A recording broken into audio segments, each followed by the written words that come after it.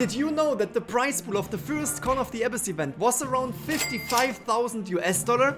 And now at the fifth Call of the Abyss event it's even over 10 times higher with a prize pool of around 600,000 US dollar. Hey bears, I am the Gaming-Grizzly and welcome back to Identity 5. And today I want to talk about the evolution of the Call of the Abyss event over the years. But before we jump into it, make sure to leave me a fat like. Also leave me a comment in the comment section below what you think about the Call of the Abyss events, and of course if you are new, subscribe to the Gaming-Grizzly. Call of the Abyss 1 was the first and only main event that only happened on the Chinese server. From June till August 2018, players of the Chinese version of the game were able to compete against each other for a prize pool of approximately 55,000 US dollars. The theme of the first ever Call of the Abyss was deep sea monsters and pirates. During the event, players could also complete an in-game specific event and open Koa 1 specific essences that would give them limited skins like the golden sea monster and other pirate skins for the survivors, as well as limited accessories and pets that were only obtainable during the event period. The Chinese mainland finals for this event were held offline, and the top 8 teams were invited to be at the event site to compete for the Call of the Abyss 1 championship title. The winning team of the Call of the Abyss 1 was Team GR. They made a huge name for themselves by winning this tournament, and we would hear more about them in the upcoming years. Regarding the global server, the Call of the Abyss 1 in-game event and essence was released over half a year later, from April to May 2019, as the Pirate Adventure. This was giving players outside the China region the chance to obtain the limited skins, accessories and pets as well. The following year, from January till March 2019, players could participate in the second Call of the Abyss, which had a wintry steampunk theme. This time the main event tournament was available for all regions, and the prize pool of over 160,000 US dollars had players from all over the world practice and compete for their shot at the #1 spot. The top 16 teams were competing against each other in the offline global finals on stage. A&O was the team that represented the Northern American European server during this tournament. Besides the main event, players were also able to participate in the Call of the Abyss 2 in-game event, which was coming with an exclusive pet and accessory, and the Call of the Abyss 2 essence, which was including limited steampunk related skins like the S-tier skin, the evil eye host for the Ripper, as well as 4 A-tier skins for the survivors. Team GR, who already made a name for themselves during the first Call of the Abyss tournament, were coming out on top again, taking home their second championship title with the Call of the Abyss 2 tournament. 1 year later, from January till March 2020, the next Call of the Abyss tournament was waiting for all Identity 5 players. Call of the Abyss 3 had a Lovecraftian theme, which was in my opinion one of the best themes for the Call of the Abyss so far. As always, all teams were competing for a big prize pool during the main event, which this year was a stunning 315,000 US dollar. Yet again, the top 16 teams from all over the world were invited to the global finals, and for the Northern American European region, LBN was the team representing this year. But there was one change. This time, the global finals weren't offline only.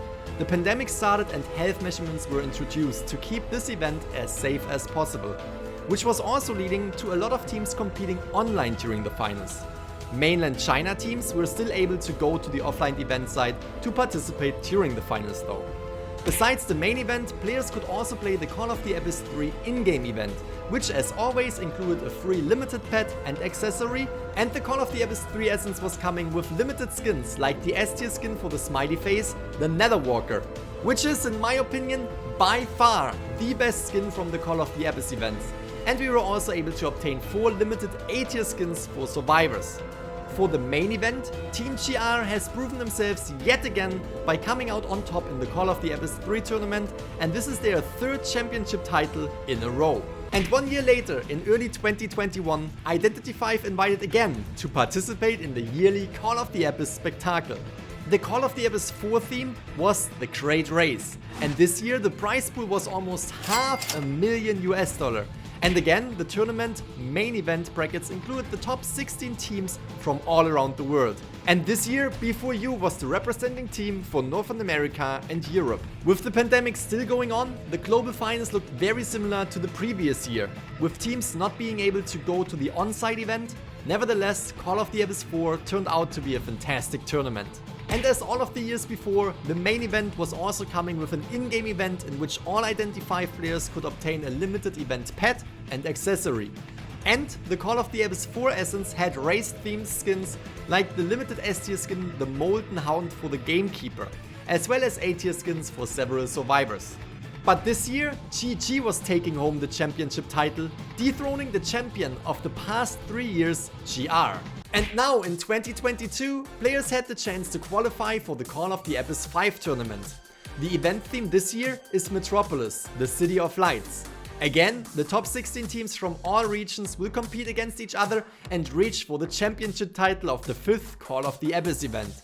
The prize pool that is getting bigger each year has reached over $630,000 for this year's Call of the Abyss, and besides the main event, we also got an in-game event which included a limited skin and a limited pet.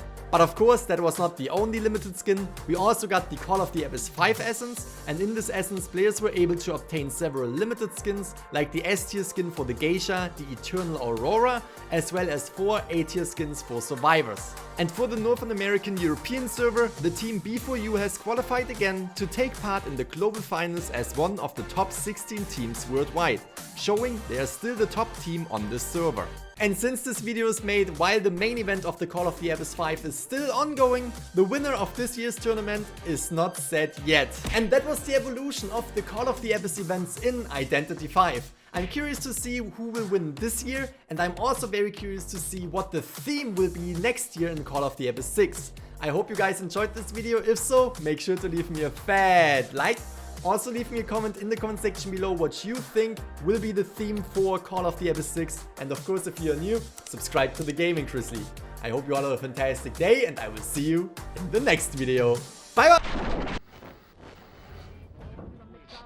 Very own superstar, Eternal Aurora, has finally been released. Anarchy detected within the city limits.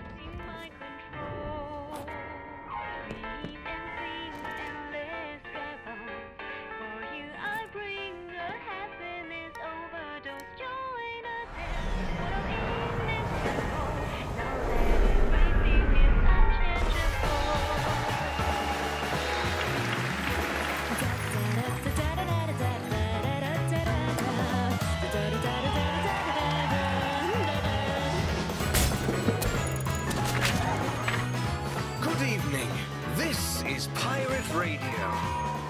Headlines after headlines, musicals after musicals.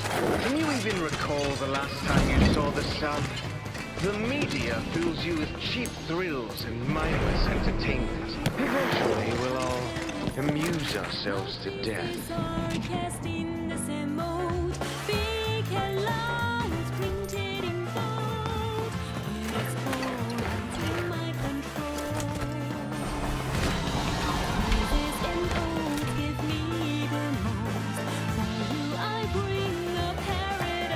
I was once like you, waking up on the red carpet of Metropolis, but now, look at what we've become. A cog in this entertainment machine. Wake up. The city is eating you alive. We're nothing but pets and livestock trapped in captivity in this city forever. Let's continue the carnival tonight. Maybe tomorrow, we'll see the sun again.